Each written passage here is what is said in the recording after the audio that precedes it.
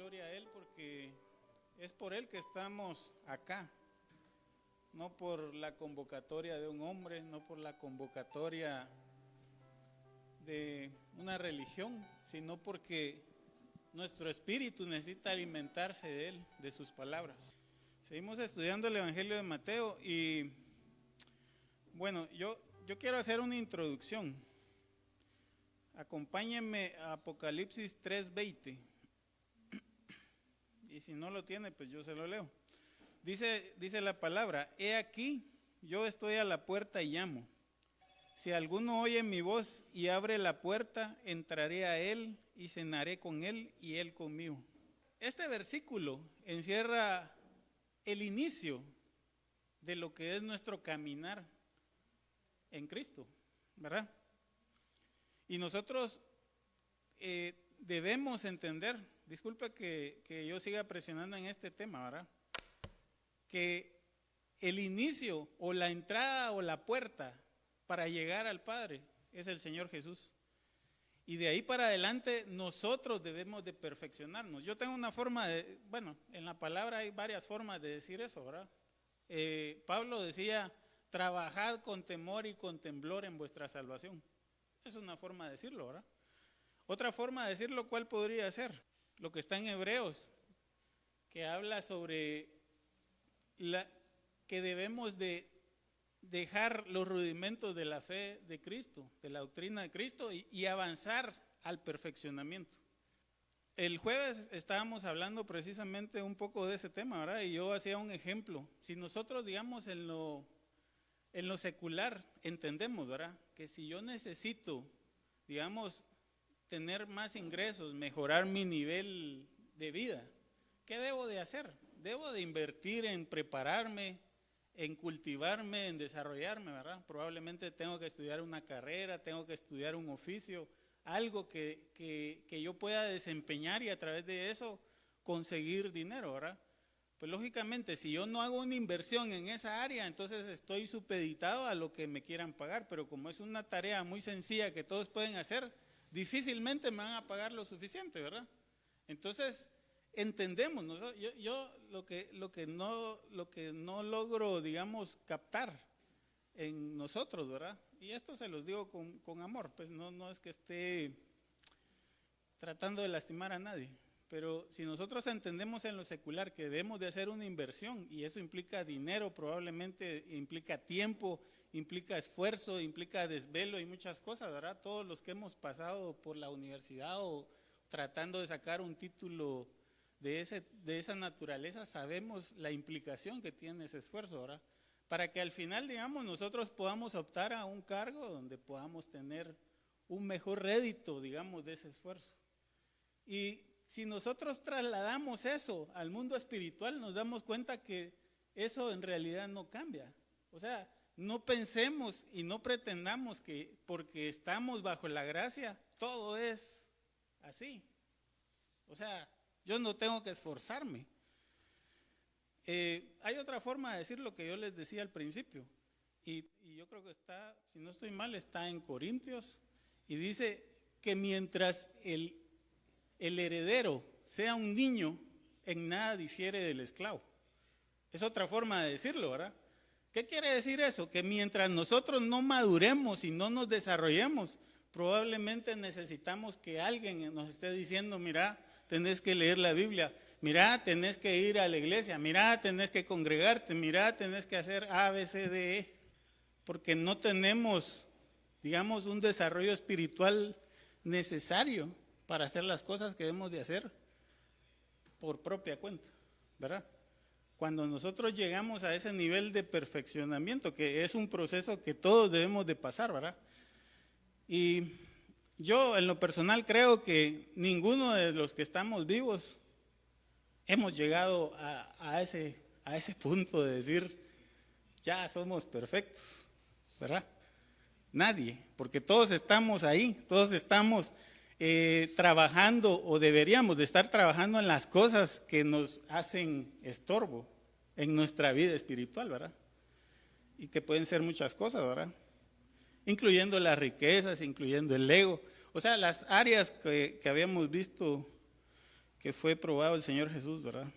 Entonces, yo hoy quiero hablarles del tema de oración, pero no el tema de oración en el sentido de qué es lo evidente con la oración. Yo quiero mostrarles a través de la palabra, que fue lo que yo recibí, que hay un trasfondo más profundo y más importante en el tema de la oración.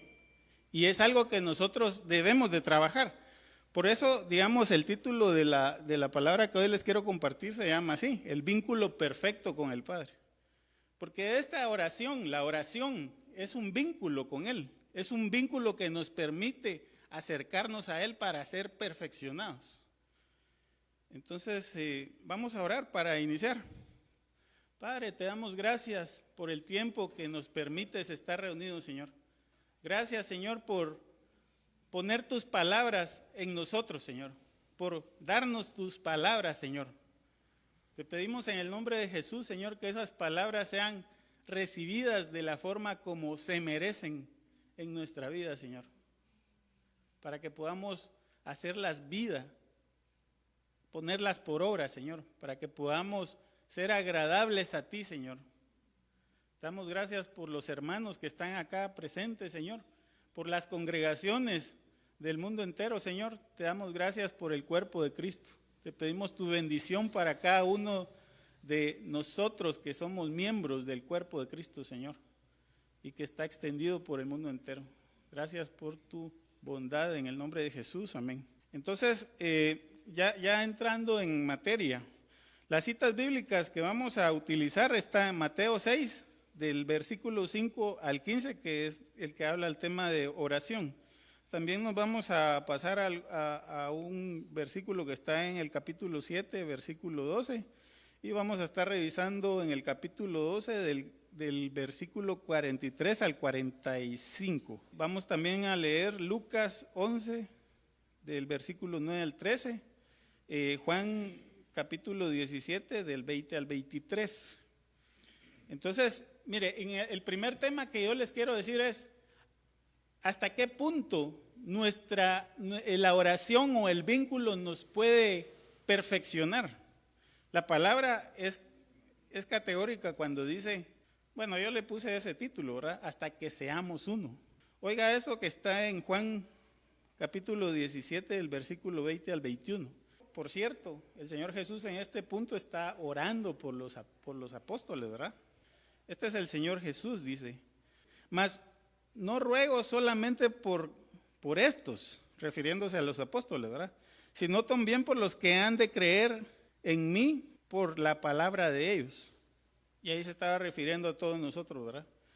Y en el versículo 21 dice, para que todos sean uno, como tú, oh Padre, en mí y yo en ti, que también ellos sean uno en nosotros, para que el mundo crea que tú me enviaste. Mira, hermano, nosotros cuando decimos vamos a orar, para empezar hay que romper una barrera, ¿verdad? Porque decimos, ay, ¿para qué voy a perder mi tiempo en eso, ¿verdad? Difícilmente la gente se congrega con la intención de orar, de buscar al Padre, ¿verdad? Pero cuando lo hacemos ahí, normalmente nuestro sentido es, bueno, yo voy a participar en la oración. No estoy juzgando a nadie, ¿verdad? Perdonen, pero pues tenemos que tocar estos temas así porque es una forma en la que aprendemos y crecemos, ¿verdad? O sea, es más por una necesidad propia que por lo que realmente debemos de hacer o utilizar la oración. Esa es la razón por la que participamos, ¿verdad? Y nosotros nos damos cuenta a través de estos dos primeros versículos que en realidad la necesidad de oración debe ser continua y constante. ¿Por qué? Porque de esa forma nosotros vamos a llegar a ser uno con el Padre. Y llegar a ser uno con alguien, con el Padre o con su pareja o con alguien más, ¿verdad? Implica de que ya no va a haber diferencia entre usted y él, entre él y usted, no va a haber diferencia. Y eso sería el objetivo de ser perfeccionado. No sé si me hago entender, ¿verdad? Cuando nosotros seamos perfeccionados, pero por cierto que eso no va a ocurrir mientras estemos vivos, ¿verdad? O sea, vamos a ser transformados porque también hay una carne que, pues eso nos hace estar anclado en tierra, ¿verdad? Que es difícil romper, o sea, mientras seamos materia, pues hay necesidades que hay que suplir, ¿verdad? Juan 17, 22. el Señor Jesús siempre, ¿verdad? La gloria que me diste yo les he dado, para que sean uno, así como también nosotros somos uno. Y a eso yo me refiero, ¿verdad? Cuando el Señor Jesús está haciendo referencia a que seamos uno, como Él es uno con el Padre, se está refiriendo a que nosotros debemos de ser perfeccionados, que debemos de eliminar todas las barreras que nos separan de Él. En el siguiente versículo que está en el 23 dice: yo en ellos y tú en mí, para que sean perfectos en unidad, para que el mundo conozca que tú me enviaste y que los has amado a ellos como también a mí me has amado.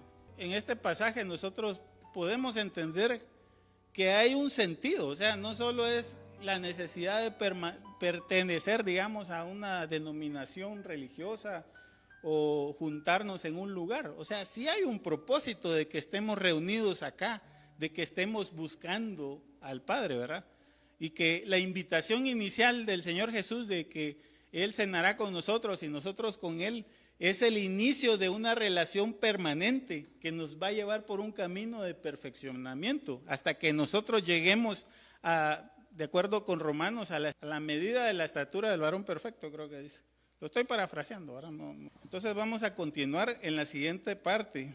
Hay una forma en la que nuestro Padre nos permite alcanzar ese objetivo del perfeccionamiento, ¿verdad?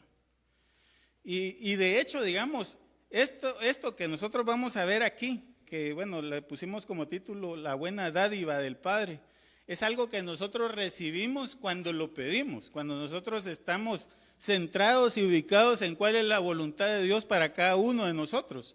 Porque mire hermano, nosotros realmente sin tener el Espíritu Santo en nuestra vida difícilmente sabemos qué es lo que nos conviene, qué es lo que nos conviene realmente, ¿verdad? Miren este pasaje que está en Lucas 11:9 inicia. Dice el Señor Jesús: y yo os digo, pedid y se os dará, buscad y hallaréis, llamad y se os abrirá. Y en este primer versículo nosotros podemos ver que ciertamente nosotros podemos estar en cualquier circunstancia, en cualquier situación, pero si nosotros sabemos exactamente qué necesitamos para nuestra vida, nosotros podemos pedir y la palabra dice que se nos va a dar, ¿verdad? Nosotros podemos pedir y se nos va a dar eso. Nosotros podemos buscar y podemos hallar. Y también podemos llamar y se nos va a abrir. Por supuesto que no es cualquier cosa. Yo les contaba la vez pasada del tema, bueno, de una situación que tuvo mi hermano con una deuda, ¿verdad? Y probablemente él, si hubiera tenido más plata, estaría más endeudado. Si hubiera recibido más dinero, probablemente se hubiera endeudado más, porque no hubiera aprendido. No sé si me hago entender, ¿verdad? Parece, digamos, un poco absurdo, porque tal vez alguien pensará, puchica, pero si, ¿por qué no le pagó todo el dinero? O una cosa así, ¿verdad? ¿Por qué no lo sacó de ese problema? Y a veces nosotros somos inmaduros también de pensar así de Dios, ¿verdad? Si yo estoy enfermo, entonces ¿por qué no me sana? Pero eso no nos lleva a ningún beneficio, porque nosotros realmente no hemos aprendido y no hemos desarrollado aquello que debemos desarrollar, ¿verdad? Entonces, regresando a la palabra, Lucas 11:10. Dice el Señor Jesús: porque todo aquel que pide recibe, y el que busca halla, y el que llama y al que llama se le abrirá. Realmente nosotros tenemos en nuestro poder, en nuestras manos, la posibilidad de acercarnos al Padre. Si queremos hacerlo, ¿verdad? Sinceramente, buscando no solo nuestro beneficio y nuestra comodidad. Si nosotros queremos hacer la voluntad del Padre, lo podemos hacer en cualquier momento y en cualquier circunstancia, independientemente de donde yo esté. No importa, usted puede hacerlo. O sea, no tiene que ser santo para acercarse, ¿verdad? Por supuesto que tiene que dejar de hacer lo que estaba haciendo incorrectamente, pero de ahí en adelante, ¿verdad? Ahora, Lucas 11, versículo 11 al 12. El Señor Jesús nuevamente dice: ¿qué padre de vosotros, si un hijo le pide pan, le dará una piedra? O si un pescado, en lugar de pescado, le dará una serpiente. Y en el 12 dice: o si le pide un huevo, le dará un escorpión. Si nosotros en lo natural sabemos que nuestros hijos tienen necesidad de algo, vamos y procuramos dárselo, ¿verdad? Darle eso bueno. Y si nos está pidiendo algo que no está bueno, pues le decimos, mira, no, eso no te lo voy a dar, ni pensás que te lo voy a dar, más bien te voy a dar esto, mira, porque eso te conviene más que lo otro.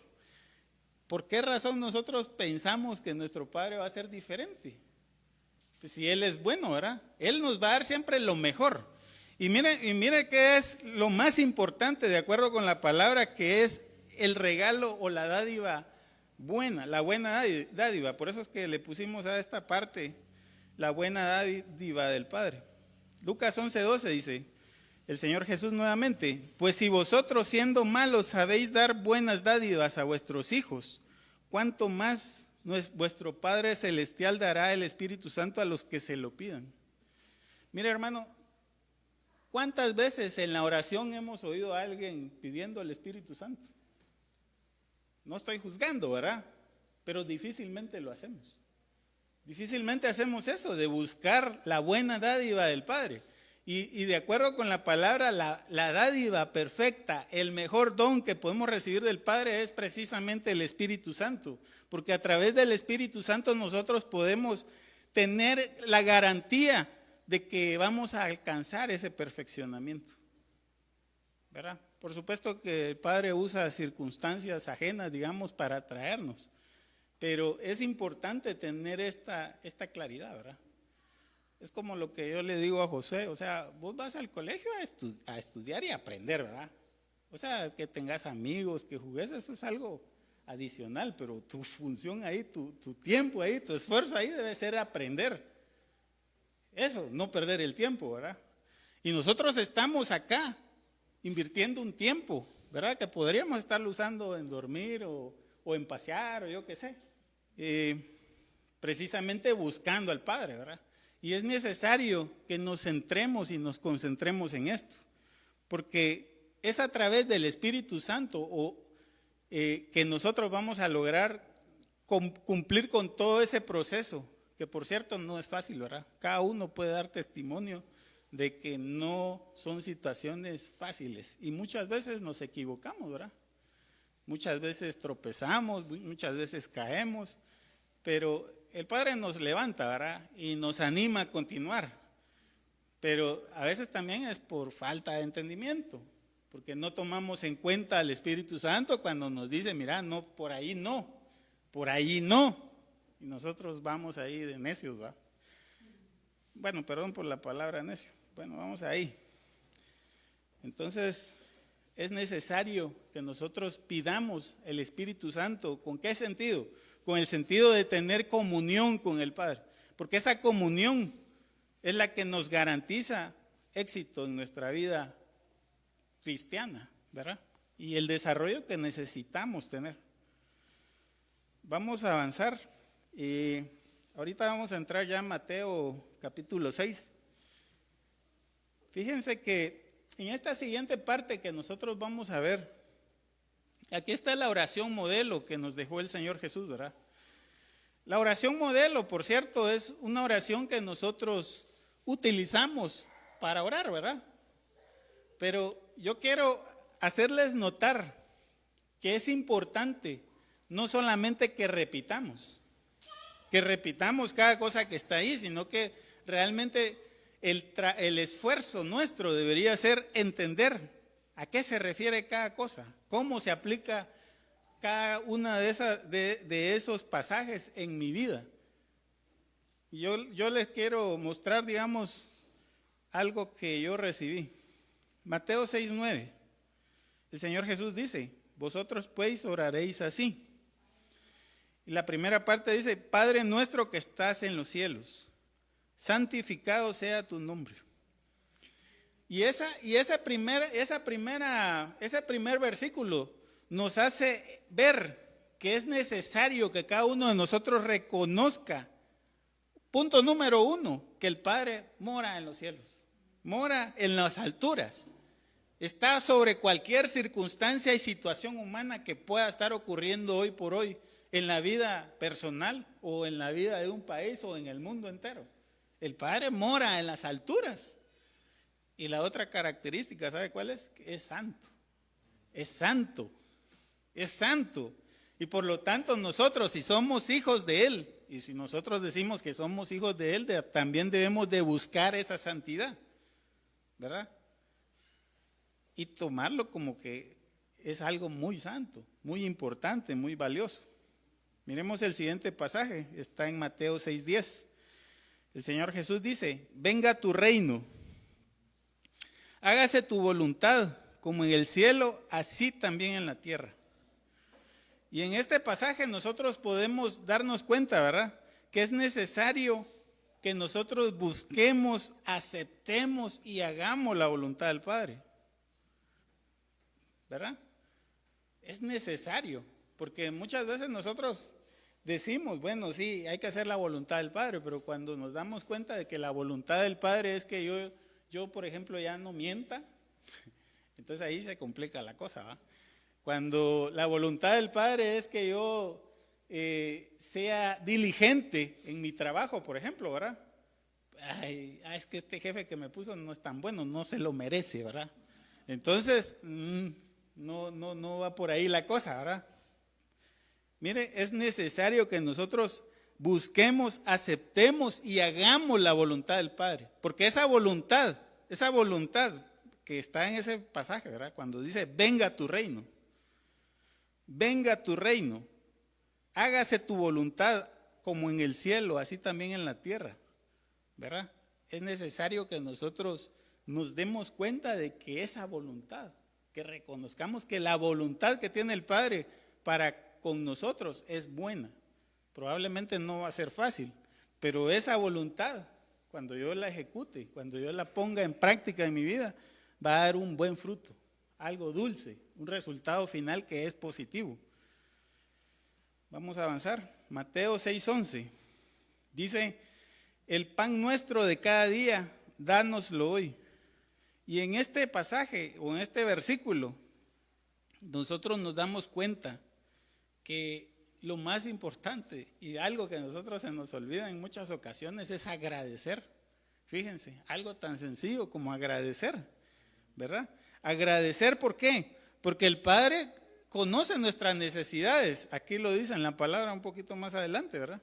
Y Él es el que provee para nuestras necesidades. O sea, no es necesario, digamos, yo sé que en el contexto dice el pan nuestro de cada día, dánoslo hoy, como que nosotros lo estamos pidiendo, pero la realidad no es esa. La realidad es que el Padre ya conoce las necesidades que tenemos.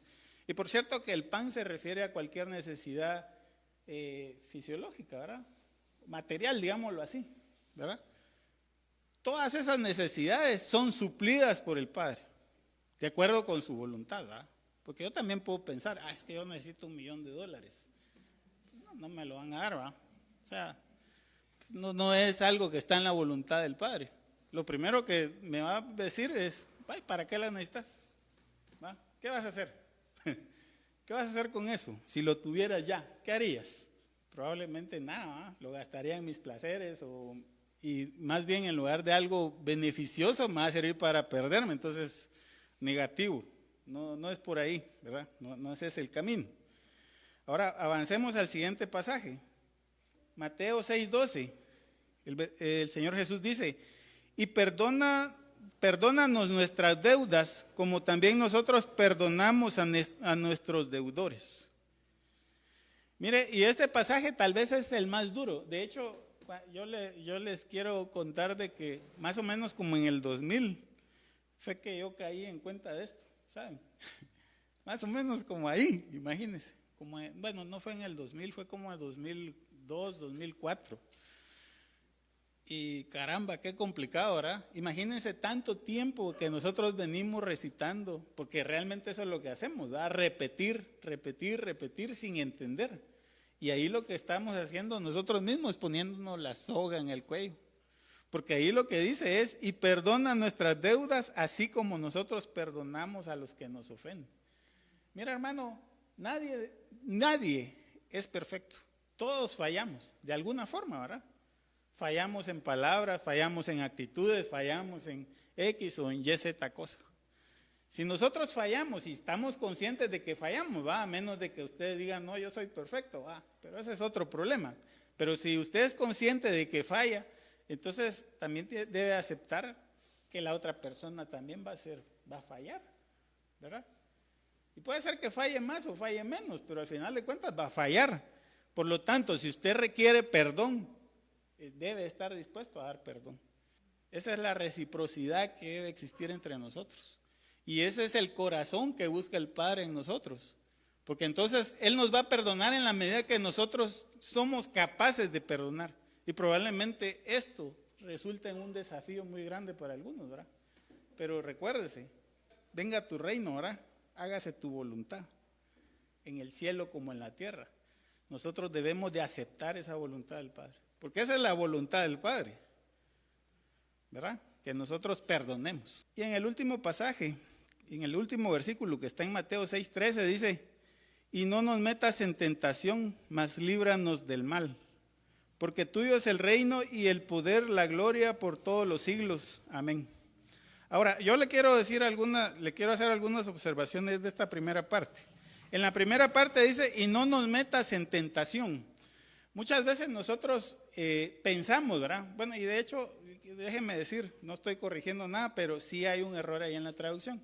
Porque el sentido de ese pasaje, lo que implica es que no nos prueben, no nos metan en pruebas, no nos metan en pruebas. Por supuesto que la tentación, digamos, en el sentido general, es algo así como que, mira, no me pongas cosas que me gustan, pues, porque yo las voy a fallar, ¿verdad? Pero recuérdese, el Padre no es el que tienta. La tentación surge de una palabrita que estudiamos hace años cuando estábamos en pandemia que se llamaba concupiscencia, ¿verdad? Eso es lo que dice la palabra. Porque de nuestra propia concupiscencia somos tentados. Y cuando esa tentación nosotros ya la aceptamos y ya sí, eso es lo que quiero, ¿va? Entonces ya se engendra el pecado cuando lo cometemos, ¿sí? Entonces no es el Padre el que tienta. Nosotros mismos somos tentados de nuestras propias debilidades. Y cada uno de nosotros sabe cuáles son sus debilidades. Así que la palabra aquí nos está refiriendo a que Dios que no nos deje meternos ahí. Nosotros debemos ser conscientes de qué debilidades tenemos y trabajar sobre eso para encontrar una forma de superarlo. Y eso lo único que quiere decir es que debemos de buscar ese perfeccionamiento del que habla la palabra. Porque, vuelvo a insistir, todos tenemos debilidades. Todos tenemos debilidades. Y probablemente, o la razón por la que nosotros a veces no las manejamos bien es por esto. Mire, pues, por ejemplo, si yo veo ahí a alguien bolo, como yo no soy bolo, entonces yo digo, yo no sé qué le siente de sabor a la cerveza, tan horrible que sabe a miados de no sé qué, pues yo no lo entiendo porque esa no es mi debilidad. Y el otro que está ahí tirado dice, sí, pero yo no soy ladrón como vos. Yo no sé cómo le encontrás gusto al pisto, Pues, la debilidad de él no es esa, Y esa es la razón por la que creemos, no, yo soy mejor, ¿verdad? Porque no tengo esos problemas cuando nos comparamos, pero en realidad todos tenemos debilidades y problemas. Y cada uno debe ser consciente en la medida que nosotros maduramos, ¿verdad? En la medida que nosotros maduramos, somos conscientes de qué cosas debemos de trabajar y esforzarnos para sobreponernos a esas circunstancias. Lógicamente no es un esfuerzo humano, ¿verdad? Porque precisamente por eso es que el Padre nos da su Espíritu Santo. El Espíritu Santo es el que nos va a llevar de gloria en gloria, dice la palabra, ¿verdad? El que nos da convicción de pecado. O sea, nos dice, mira, de esto te tienes que arrepentir porque ahí estás fregado, mi amigo. O sea, esto es lo que tienes que cambiar en vos, ¿verdad? Esto es lo que tienes que trabajar y es el que me guía, el que me da revelación de la palabra, el que me hace que yo sea mejor cada día, ¿verdad? Y que sea más agradable al Padre. Este último pasaje está hablando precisamente de eso, ¿verdad? Que debemos de buscar el perfeccionamiento y entender que el Padre es todopoderoso y más que suficiente. El Padre nuestro, más que una oración que se debe de repetir, ¿verdad? Porque en algunos lugares pues le dicen, mire, vaya a repetir 10 Padre Nuestro, ¿verdad? En lugar de estar repitiendo así, nosotros lo que debemos de hacer es interiorizar y decir, bueno, esto son las cosas que yo debo de aceptar para mi vida, ¿verdad? Yo solo les marqué algunos puntos ahí. En Mateo 6:14, que esto, digamos, es un complemento de la parte de pedir perdón, ¿verdad? El Señor Jesús dice, porque si perdonáis a los hombres sus ofensas, os perdonará también a vosotros vuestro Padre Celestial. Mas si no perdonáis a los hombres sus ofensas, tampoco vuestro Padre, os perdonará vuestras ofensas. Es necesario que entendamos eso, ¿verdad? Debemos perdonar para ser perdonados. Es un principio que está ahí en la palabra. Al final de cuentas, ninguno de nosotros es perfecto, ¿verdad? Mateo 7:17, que este es un extracto del siguiente capítulo. Ese está al final del pasaje de la oración también. El Señor Jesús dice, así que todas las cosas que queráis que los hombres hagan con vosotros, así también haced vosotros con ellos, porque esto es la ley y los profetas. Y aquí entendemos, miren, aquí el Señor Jesús lo que nos está diciendo, que esa es la verdadera justicia. Esa es la verdadera justicia, precisamente. Cualquier cosa que yo quiero que me hagan a mí, yo tengo que hacérsela a los demás.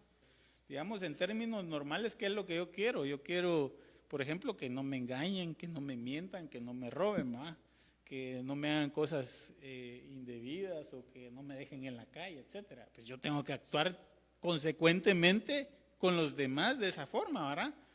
O sea, porque ni modo que yo sí voy a hacer y él no me puede hacer a mí. O sea, ¿cómo así? Esa no es cumplir con ley y los profetas, ¿verdad? Porque ese es el amor al prójimo, ese es el amor al prójimo y esa es la verdadera justicia.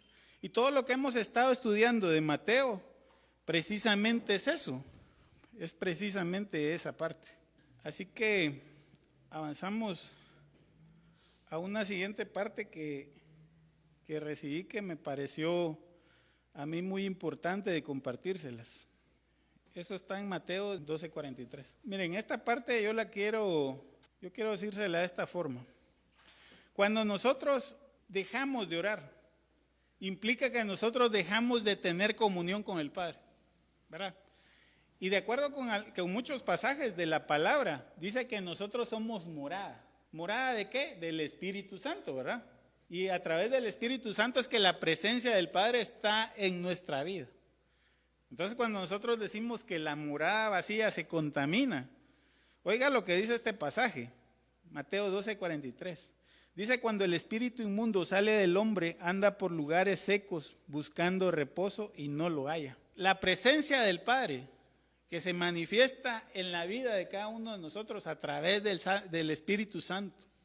Y cuando tenemos comunión con Él, cuando está en nuestra vida, echa fuera todo aquello que no es conveniente para nosotros. Esa es una realidad. Ahora miren el siguiente pasaje, dice 12:44. Dice el Señor Jesús, entonces dice el espíritu inmundo, volveré a mi casa de donde salí. Y mire qué pasa después. Y cuando llega la halla desocupada, barrida y adornada. El Padre viene y hace una obra en nuestra vida, ¿verdad? Nos restaura, nos limpia, nos levanta, nos transforma, ¿verdad? Pero si nosotros dejamos de tener esa comunión con Él, somos propensos a que vuelva a llenarse con espíritus, con el mismo espíritu y otros peores, ¿verdad? Dice la palabra. Porque después dice Mateo 12:45, entonces va y toma consigo otros 7 espíritus peores que él, y entrados moran allí, y el postrer estado de aquel hombre viene a ser peor que el primero. Así también acontecerá a esta mala generación. Así que es importante que nuestra morada, nuestra vida, con la presencia del Padre, porque eso es lo que nos da la seguridad de que no vamos a estar torcidos nuevamente, ¿verdad? O que vamos a caer en una situación peor que la del principio.